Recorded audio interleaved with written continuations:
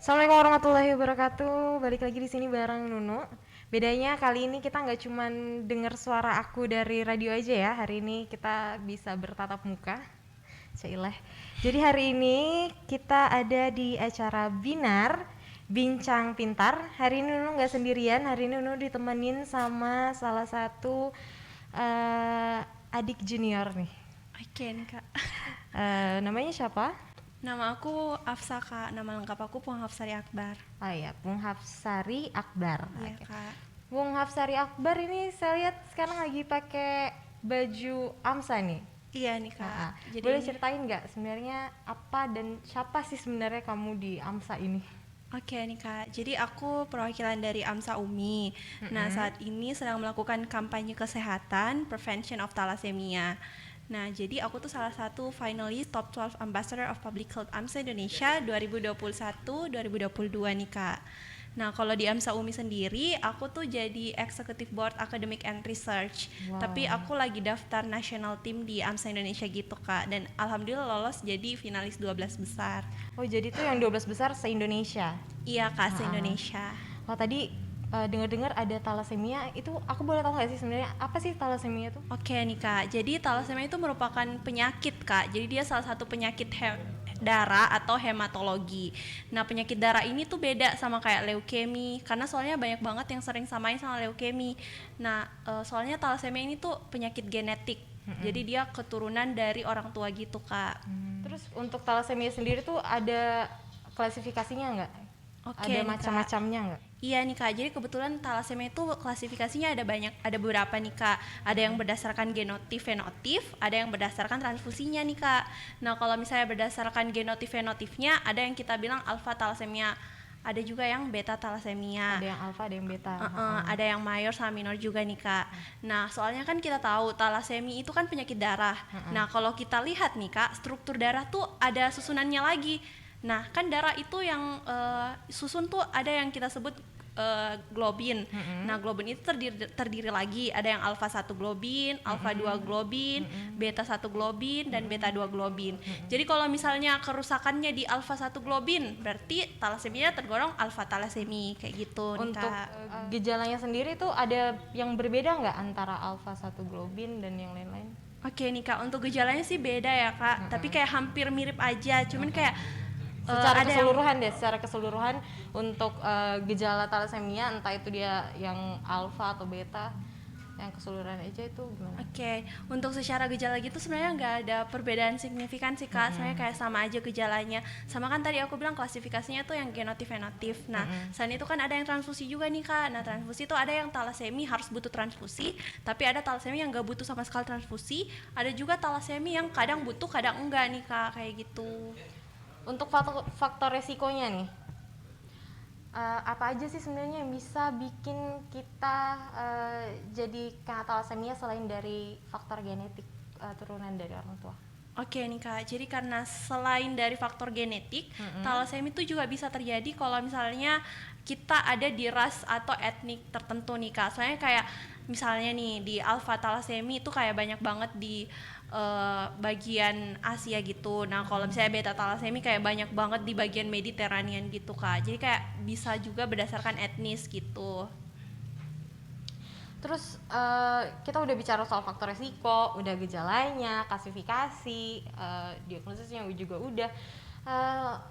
Aku mau nanya, ini untuk thalassemia sendiri itu bisa nggak sih kita cegah pakai vaksin gitu? Oke nih Kak, jadi aku mau ngejelasin banget di sini. Soalnya kayak thalassemia itu benar-benar bisa dicegah, seperti judul campaign aku kan Kak. Saat ini kan aku lagi campaign Prevention of Thalassemia. Jadi kayak thalassemia itu benar-benar bisa dicegah. Nah cegahnya gimana? Nah orang tuanya itu harus benar-benar sadar kalau misalnya dia udah ada gen thalassemia, misalnya dia carrier gitu, dia pembawa sifat dari thalassemia, misalnya dia thalassemia minor yang nggak ada sama sekali gejalanya, soalnya kan nih Kak thalassemia minor nggak ada gejalanya ya. Nah jadi kayak dia benar-benar harus melakukan check up, jadi kayak dia harus memeriksa darahnya, benar-benar harus tahu apakah dia ada thalassemia minor atau enggak kayak gitu Kak. Jadi dicegahnya ya harus kesadaran dari calon ibu dan calon ayah aja sih Kak, kayak gitu. Nah kalau berhubung sama vaksin tuh beda ya kak, kayak kan sekarang lagi pandemi nih kak, COVID-19. Jadi kayak vaksin itu boleh banget dikasih ke penderita talasemi, cuman kita lihat dulu nih talasemianya gejalanya berat, sedang, atau mungkin sama sekali nggak ada gejala. Nah kalau misalnya talasemia yang sama sekali nggak ada gejala, boleh banget sih kak ikut vaksin, silahkan. Tapi kalau misalnya penderita talasemia ada gejala yang berat itu atau mungkin gejalanya ringan, itu tetap harus dari dokter dulu. Misalnya dokternya udah setuju nih, boleh nih kamu vaksin, baru deh boleh. Tapi kalau yang berat sih kak biasanya kayak ditangani dulu nih gejala beratnya apa, dikoreksi dulu gejalanya, baru deh boleh vaksin, kayak gitu sih kak. Untuk diagnosanya sendiri nih, caranya supaya kita bisa tahu, kayak aku misalnya, aku mau tahu nih aku nih sebenarnya ada bawa carrier thalassemia atau enggak gitu. Itu gimana sih caranya? Oke nih kak, untuk cara diagnosisnya tuh, misalnya kan tadi contohnya Kak Nuno kan tadi contohnya kakak ya kan, saya kan Kak Nuno ini udah besar nih kak, udah dewasa. Nah itu biasanya kalau orang dewasa sih kak sampai sekarang kalau misalnya nggak ada gejala sama sekali, itu berarti kita harus lakukan cek darah kak. Soalnya kayak orang-orang talasemi yang mayor itu biasanya bahkan sudah mendapatkan gejalanya di 2 tahun awal kehidupan, kayak gitu sih kak. Jadi kalau udah besar dan gak ada sama sekali gejala, tetap berkemungkinan ada talasemi minor. Jadi kayak benar-benar harus dicek dulu di laboratorium kak, kayak gitu sih untuk diagnosanya. Jadi berdasarkan gejala dan cek laboratorium juga kak, kayak gitu. Oh biasanya pada 2 tahun awal kehidupan ya, biasanya tuh anak-anak kecil yang berumur 2 tahun itu biasanya mereka dibawa sama orang tuanya ke dokter tuh dengan gejala apa ya? Oh iya kak, jadi kayak anak-anak 2 tahun tuh kayak anak-anak bayi yang kena talasemi tuh gejalanya beragam sih kak, tergantung lagi sama anaknya. Soalnya kan kayak tadi talasemi banyak banget lagi klasifikasinya ya. Tapi biasanya tuh anak-anak dibawa sama orang tuanya karena kayak ada gejala-gejala anemi gitu. Jadi kayak anaknya pasif banget. Padahal kan seharusnya anak-anak tuh aktif-aktif banget, entah itu nangis atau gimana ya kak. Nah ini anaknya pasif, dia karena kayak lemah, letih, lesu gitu. Terus ada diare juga, mungkin atau perut anaknya membesar karena ada hepatomegali gitu sih kak. Oh, uh, misalnya nih, aku punya anak nanti, ternyata didiagnosis kena thalassemia. Untuk sekarang obat dari thalassemia itu apa sih emangnya? Apakah benar-benar bisa disembuhin secara full atau obatnya ini cuman untuk mencegah gejalanya kambuh aja, tapi thalassemia tetap ada? Oke nih kak, jadi di sini aku mau tegasin lagi ke teman-teman penonton semua, talasemia itu nggak bisa disembuhin kak. Jadi benar talasemia nggak ada obat untuk sembuhinnya karena dia kan penyakit genetik gitu. Jadi benar-benar harus dicegah aja sih kak, kayak harus dicegah agar nggak ada lagi kelahiran talasemi gitu. Nah jadi untuk pengobatannya tuh kayak dilakuin aja transfusi, soalnya kan kayak talasemi ada gangguan darah, jadi kayak darahnya tuh nggak maksimal untuk menghantarkan oksigen gitu kak. Nah kalau darahnya nggak maksimal untuk ngantarin oksigen kan organ-organ tubuh kita yang lain kayak kekurangan gitu ya kak, makanya harus dibantu dengan transfusi itu sih kak. Jadi kayak obatnya tuh kayak transfusi aja. Terus kalau thalassemia minor palingan penanganannya ya harus cek rutin aja sih kak, kesadaran diri aja untuk cek rutin darah misalnya atau cek ferritin kayak gitu sih kak. Komplikasinya itu gimana kalau untuk thalassemia mayor itu gimana, kalau misalnya thalassemia minor itu gimana komplikasinya? Oke nih kak, untuk thalassemia minor kan biasanya ini nggak ada gejala ya kak. Jadi untuk komplikasi thalassemia minor pada orang yang terkena thalassemia minor itu kayak nggak ada, kecuali kayak dia nggak ada kesadaran untuk ngecek dan kayak tiba-tiba langsung ngeblank atau kayak apa gitu pak, apa ya kayak langsung tiba-tiba anemia kayak gitu. Nah itu palingan komplikasinya sebatas itu aja, kayak nggak parah-parah banget. Nah kalau misalnya ini kak, komplikasi dari thalassemia mayor itu yang bahaya, soalnya kayak mayor tuh benar-benar full of butuh transfusi gitu kan kayak kak. Jadi kalau misalnya dia thalassemia mayor ya komplikasinya bisa gagal jantung, gagal hati, sirosis, splenomegali, pokoknya banyak banget sih kak. Soalnya kan ini darah, dan darah tuh setiap organ tuh kayak bisa kena kak komplikasinya. Soalnya kan darah kan benar-benar harus mengalir dari ujung kepala sampai ujung kaki gitu ya kak. Terus kalau misalnya ada yang kena thalassemia, apakah mereka bisa menikah dan punya anak? Oke nih kak, Soalnya itu banyak banget ya kak. Ha-ha. Mungkin kalau dari teman-teman ada yang udah follow Instagram aku dan ngikutin kegiatan campaign aku tuh udah sharing session Mungkin sama. bisa kali ya kita kasih tahu Instagramnya apa. Oke nih kak, untuk teman-teman yang mau follow Instagram aku untuk lihat baca-baca tentang talasemi itu apa, boleh banget di follow @hafsari.pha. Kayak hafsari.pha. Nah di situ udah ada penjelasan tentang talasemi. Oke kak, jadi balik lagi. Nah aku tuh udah lakuin sharing session gitu sama penderita talasemia minor. Jadi kayak sama talasemia mayor. Jadi kayak bener-bener kalau kalian sadar kalau kalian punya gen talasemia itu nggak boleh nikah atau iya sebaiknya tuh jangan nikah sama yang punya talasemia juga. Soalnya kayak akan ada kemungkinan besar kalau keturunan kalian bakal punya talasemia mayor kayak gitu. Nah contohnya aja kayak di live Instagram aku kemarin sama Kak Sasa, kalau misalnya ada yang nonton ya teman-teman, itu tuh Kak Sasa tuh putus sama pacarnya padahal udah 3 tahun loh kak. Dia harus putus karena ternyata sadar kalau dia sama pacarnya tuh ada talasemia minor, tapi jadi kayak Terus harus putus. kalau kita mau ngecek itu kita kemana sih? Oke kak, jadi kalau mau ngecek nih teman-teman boleh banget ke rumah sakit terdekat aja boleh. Terus nanti kita sampai sana ngomongnya gimana tuh? Oke, mungkin bisa aja bilang aku mau cek talasemi kayak gitu. Cuman kayak cek talasemia sih agak mahal ya kak. Mungkin bisa cek darah aja mungkin untuk anunya. Jadi kita bisa lihat jumlah HB-nya gimana. Tapi kayak itu sih kak. Soalnya kalau cek darah doang kayak itu nggak spesifik ke talasemianya ya kak. Karena kan penderita talasemia juga kadang punya HB yang normal aja nih. Kayak ceritanya Kak Sasa yang kemarin waktu aku live Instagram kan dia awal pacarnya tuh kak dia juga tes HB biasa. Nah dia normal, tapi setelah kayak bener-bener ngecek sepenuhnya yang tentang talasemianya itu, ya dia bener-bener kayak wah ternyata dia positif talasemia juga nih, padahal pacarnya HB-nya juga? rendah. Dan pacarnya juga ikut talasemia juga.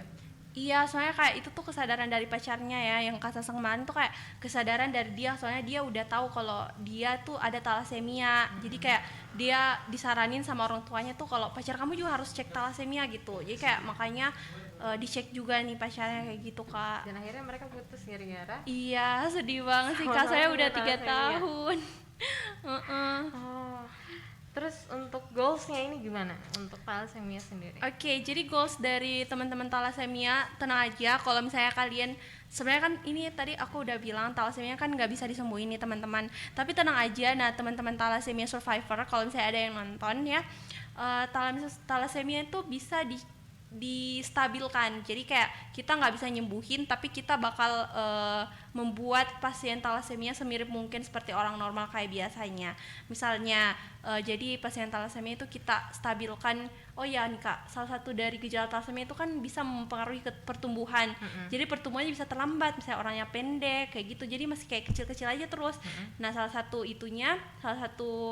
goalsnya kita untuk pasien-pasien talasemia adalah kita bisa sudah mendeteksi bahwa oh ternyata ini kadar Fe-nya kebanyakan kayak gitu, jadi kayak kita sudah kasih suplemen gitu supaya pertumbuhannya nggak terhambat kayak gitu sih kak. Jadi kayak goalsnya lebih ke supaya si penyandang talasemia ini normal, mulai dari pertumbuhannya, mulai dari aktivitasnya agar dia nggak pucat, mungkin agar dia nggak lemah letih lesu, ya kita kasih transfusi darah kayak gitu sih kak. Untuk orang-orang dengan talasemia nih, biasanya mereka transfusi darah itu biasanya untuk per berapa bulan? Oke nih kak, jadi aku kemarin sudah tanya-tanya juga nih kak ke teman-teman thalassemia survivornya langsung. Aku tanya langsung ke penyandang thalassemia ya kak. Terus katanya kayak tergantung sih kak, mereka untuk teman-teman thalassemia mayor tuh biasanya normalnya tuh sekali sebulan, tapi kadang juga bisa 3 kali seminggu bahkan kak. Pokoknya kalau mereka udah ngerasa kalau mereka capek ya mereka sudah datang ke rumah sakit gitu untuk menerima transfusi lagi kayak gitu. Kasihan banget sih kak, soalnya kayak bener-bener harus diinfus loh, infus darah. Jadi kayak bener-bener sebulan entah sekali atau seminggu 3 kali Iya, harus ditusuk sampai kayak kadang tuh katanya dokternya sampai bingung aja tuh mau ditusuk di mana lagi gitu. Soalnya kayak banyak banget tusukannya. Apalagi kalau udah seminggu 3 kali kan ya, mungkin satunya udah di sini, aduh jatuh. Iya, Satunya udah di sini, satunya udah di sini. Iya, sini lagi kan ya kayak Sini aduh kali banyak satunya. iya sini ya, aduh banyak banget sih Tapi kak. dari cerita-cerita kamu nih sama penyandang paling banyak itu berapa sebulan? Selain yang atau itu yang 3 kali seminggu itu yang paling banyak? Paling banyak sih kak sebulan sekali ya, paling banyak. Tapi kayak ternyata banyak banget juga yang kalau misalnya lagi hektik banget, mereka yang lagi hektik banget. kehidupannya tuh lagi sibuk-sibuk banget, ya mereka sadar diri dan langsung datang aja deh untuk lakukan transfusi juga kayak gitu. Kalau belum waktunya sih. Kalau Afsa sendiri nih, udah pernah nggak periksa thalassemia? Oke kak, aku sendiri tuh belum pernah cek thalassemia ya kak. Mungkin nanti kalau aku Udah siap udah gitu? iya aku udah program kak. Saya kan ya teman-teman aku kasih tahu juga, soalnya kan kayak penyakit genetik itu bukan cuma thalassemia ya, kayak ada penyakit banyak, genetik itu aja ada banyak banget. Jadi benar-benar kalau kalian mau menikah benar-benar harus periksa terlebih dahulu ya teman-teman sama pasangannya, biar dicegah kemungkinan keturunannya akan menderita penyakit apa aja kayak gitu sih kak. Jadi aku juga planningnya sih kayak gitu kak. Jadi rencananya nanti kalau udah mau nikah baru mau Iya cek. sih kak. Atau mungkin kak, soalnya kayak ada juga nih kak, misalnya aku juga tanya ke pasien thalassemia tuh tahu sejak kapan nih kak ya. Terus pasien thalassemia tuh bilang begini, kayak aduh itu awalnya dia nggak rencana loh kak, dia sama sekali nggak planning untuk periksa thalassemia.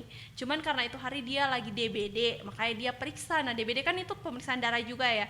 Nah pemeriksaan darah itu kayak aneh gitu, makanya deh si dokternya bilang, wah ini tuh kayak tanda thalassemia nih, kamu harus periksa thalassemia. Nah abis dia DBD baru deh dia periksa thalassemia, dan ternyata bener dia thalassemia kayak Itu gitu dia sih umur kak. berapa tuh pas periksa? Itu dia waktu SMP kak, dan gak ada sama sekali gejala, jadi kayak gak ada gejala sama sekali kalau dia tuh thalassemia. Jadi kalau dia nggak kena DBD nggak bakal ketahuan ya Iya. kalau misalnya kena thalassemia. Kak kayak gitu. Eh, terus dari cerita-cerita teman-teman yang thalassemia yang lain, untuk pengidap thalassemia yang ada di Makassar, tau nggak sih ada berapa banyak? Oke nih kak, kayak aku kan udah research juga nih kak, ternyata yayasan atau komunitas thalassemia itu banyak banget se-Indonesia kak, seriusan banyak banget. Aku sampai tanya ke dokter spesialis internas, spesialis penyakit dalam gitu kan kak. Aku sampai pernah live bareng sama dokter spesialis penyakit dalam gitu. Aku tanya, gimana sih dok, pernah dapat pasien thalassemia sih dok atau enggak? Nah terus dokternya bilang, iya pernah. Nah, tapi dia itu tugasnya di Gorontalo kak, jadi kayak bukan di Makassar. Nah dia tugasnya di Gorontalo ya, dia nggak bisa nge-spesifikin ya kak, ini beneran thalassemia atau enggak sih kayak gitu. Jadi dia kayak ngebuat ngerujuk aja kan ya. Jadi endingnya di Makassar semua nih kak numpuk. Nah yang aku tahu nih kak, di Makassar tuh ada komen kayak ada komen waktu live Instagram dokter juga nih. Ternyata dokternya juga, dokter yang lain nonton live Instagram aku dan bilang kalau aku nih banyak pasien thalassemia dulu waktu PPDS kayak gitu. Jadi kayak wah ternyata banyak banget juga ternyata penyandang thalassemia di Makassar. Tapi ternyata nih kak, di Makassar tuh nggak ada komunitas thalassemianya. Aku udah nge-research tapi kayak nggak dapat. Padahal aku mau ngajak kerja sama di campaign aku, tapi kayak ternyata nggak dapat. Jadi aku nyarinya di tempat-tempat lain. Saya kayak Yayasan Thalassemia Banyumas kayak gitu, Kediri. Tapi rata-rata kota-kota yang ada di Indonesia punya Ada. komunitas thalassemianya. Iya punya. Biasanya mereka ngapain sih untuk komunitas thalassemianya itu? Oke nih kak, aku kan juga udah tanya-tanya nih sama komunitasnya nih, salah satu komunitas. Aku nanya nih, sebenarnya kalian ngapain sih? Apa bedanya sih kak sama PMI? Iya kan PMI juga donor darah kan ya? Bener. Aku nanya kayak gitu. Apakah mereka menjahit bersama gitu atau ngapain? Ternyata nih kak, kalau yang komunitas gitu dia lebih spesifik buat thalassemia-nya. Jadi kayak benar-benar kalau misalnya butuh donor darah ya nggak ke PMI lagi, langsung jadi ke langsung komunitasnya komunitas. aja. Iya. Dan komunitasnya udah kayak spesifik NGO dari government gitu, jadi udah dari pemerintah gitu kak. Jadi kayak legal banget sih kalau mereka kalau PMI itu bebas banget ya kak. Misalnya ada pasien kecelakaan butuh darah, ke PMI, semuanya ke PMI pokoknya. Nah khusus yang thalassemia ini gak usah lagi ke PMI gitu, jadi nggak capek-capek lagi ke PMI, dan mereka tuh dapat teman se-circle. Jadi kayak mereka dapat dukungan batin, dukungan moral gitu. Jadi ya kak, bulan ini kamu udah transfusi darah nggak? saling mengingatkan juga ya secara nggak langsung ya, jangan lupa loh aku ini udah transfusi, kalian juga kayak gitu. Itu benar-benar ngebantu banget ya itu komunitas-komunitas untuk pengidap thalassemia. Iya kak. Nah, ini kita udah bahas banyak banget soal thalassemia. Untuk penutup nih, Oke. ada nggak yang mau kamu sampein untuk teman-teman di luar sana? Yang mana tahu ternyata punya teman atau punya keluarga yang kena thalassemia, atau buat teman-teman yang sebenarnya nggak ada kena thalassemia tapi kayak mau ikut gabung gitu loh. Membantu teman-teman yang lain yang kena thalassemia. Oke nih teman-teman, kalau pesan dari aku ya nih Kak, untuk teman-teman semuanya yang normal, kalau misalnya tahu kalau misalnya ada orang yang thalassemia tuh jangan dikucilin. Soalnya kayak aku dengar dari teman-teman thalassemia tuh mereka sering dikucilin gitu Kak. Soalnya kayak Mereka nggak ada bedanya ya sama orang lain. ada sih Kak, soalnya kayak mereka sering bolos gitu kan ya untuk transfusi, jadi sering banget. Dan kalau jam olahraga tuh kan kayak kita sama-sama semuanya, nah dia tuh dipisah sendiri, kayak udah kamu duduk aja kayak gitu. Jadi kayak benar-benar dapat tatapan sinis dari teman-temannya semua, dan benar-benar dikucilin. Bahkan banyak banget sih, aku setiap penderita thalassemia tuh yang aku dengar nih Kak sejauh ini, mereka sampai dicap sakit-sakitan sama teman-temannya kayak gitu. Kayak mungkin teman-teman kalau misalnya yang normal yang nggak ada gejala, kalau misalnya ada pasien thalassemia atau mungkin pasien-pasien lain, ya jangan dikucilin dong ya, ditemenin aja. Apalagi penderita thalassemia kan ya. Nah penderita thalassemia itu kan Kak nggak ada bedanya sebenarnya sama kita, kecuali dia darahnya aja sih. Jadi kayak udah perlakuin aja, mereka tahu mau diajak main ke sini lari-lari tuh mereka sebenarnya bisa. Cuman bedanya sama kita nggak butuh transfusi darah, kalau dia butuh gitu Dia ya. butuh, jadi kayak jangan dikucilin aja sih teman-teman pesannya. Nah kalau misalnya teman-teman mau ngedukung nih campaign aku, Health Prevention of Thalassemia-nya, boleh banget follow Instagram aku hafsari.pha. Kebetulan aku lagi ini Kak, lagi ngadain campaign, dan besok tuh terakhir campaignnya. Aku sekalian izin promosi aja. Besok tuh ada webinar nih teman-teman. Jadi kayak webinarnya besok tuh aku kolaborasi sama Yayasan Thalassemia Indonesia. Aku juga kolaborasi sama Perhimpunan Penyandang Thalassemia Indonesia. Aku juga kolaborasi sama Perhimpunan Orang Tua Penyandang Thalassemia Indonesia. Nah itu teman-teman boleh banget join nanti. Nah di situ kita bisa dengar langsung nih Kak cerita dari teman-teman pejuang thalassemia itu gimana. Nah selain itu aku juga bakal ngundang dosen kita nih Kak. Aku juga ngundang dokter untuk jadi pemateri yang akan ngebahas tentang thalassemia itu sebenarnya gimana. Selain itu aku juga bakal ngundang dari Pahlawan Darah Makassar nih Kak. Soalnya kayak PMI itu kan udah biasa ya. Aku ngundangnya Pahlawan Darah Makassar nih, salah satu NGO di Makassar juga, yang ini Kak, yang bisa membawa materi tentang donor darah. Soalnya kayak teman-teman kayaknya sekarang nih donor darah kurang ya Kak. Soalnya mereka pada takut tentang corona. Nah teman-teman gak usah takut ya, karena kayak tempat-tempat donor darah itu udah safety banget. Jadi boleh banget kalau teman-teman mau donor darah kayak gitu sih Kak. Jadi aku ngundang juga dia untuk bahas kayak sebenarnya benefit donor darah tuh apa. Soalnya kan kita tahu kalau donor darah tuh ada benefitnya gitu Kak, kayak gitu. Untuk webinar besok, Iya Kak. jadwalnya jam berapa? Terus itu kita bisa dapat linknya di mana? Oke nih Kak, jadi webinar besok itu mulai dari jam 9 pagi sampai jam 12 siang WITA ya, waktu Indonesia Tengah teman-teman. Nah untuk linknya itu aku bakal share sebentar di Instagram aku, makanya stay tune ya teman-teman di Instagram aku. Oh ya, aku juga udah sebarin tentang mitos fakta tentang thalassemia di Instagram aku, jadi kalian juga boleh baca-baca nih teman-teman kayak gitu. Oke, thank you banget buat hari ini Iya. Hafsa, dan buat teman-teman yang lain. Semoga hal-hal yang udah disebutin tadi sama Hafsa tentang thalassemia itu bisa menambah pengetahuan kalian. Oke, semoga kita bisa ketemu di binar selanjutnya, Bincang Pintar bareng aku, insyaallah. Dan kita bisa kali ya undang lagi si Hafsa untuk next time. Oke, Oke nih thank you Kak, terima kasih Hafsa. banyak Kak.